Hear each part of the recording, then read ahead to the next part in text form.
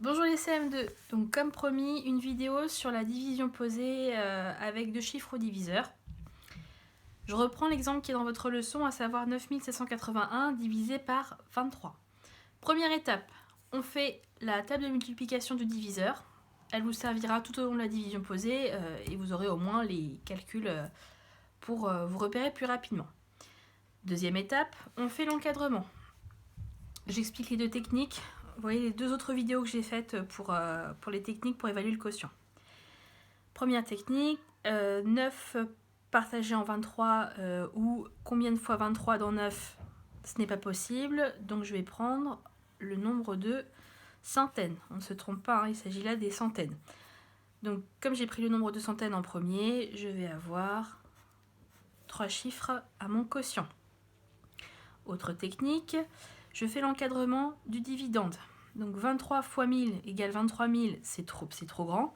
23 fois 100 égale 2300, donc c'est un nombre qui est bien inférieur à 9781. Donc on a ici fois 100, ici on aura fois 1000. Donc on aura un quotient qui sera compris entre 100 et 1000.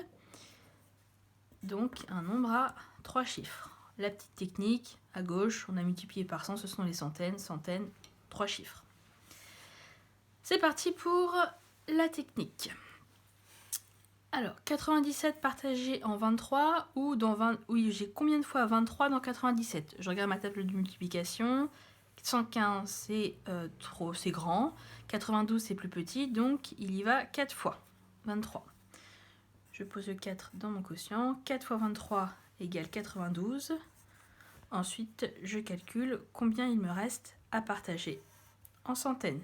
97 moins 92, ou 92 pour la 97, égale 5. J'abaisse ensuite le chiffre des dizaines. J'ai donc 58 dizaines à partager. 58 partagé en 23, où il y a combien de fois 23 dans 58? Il y va, donc 69 c'est grand, 46 c'est plus, entre 2 et 3, donc il y va 2 fois.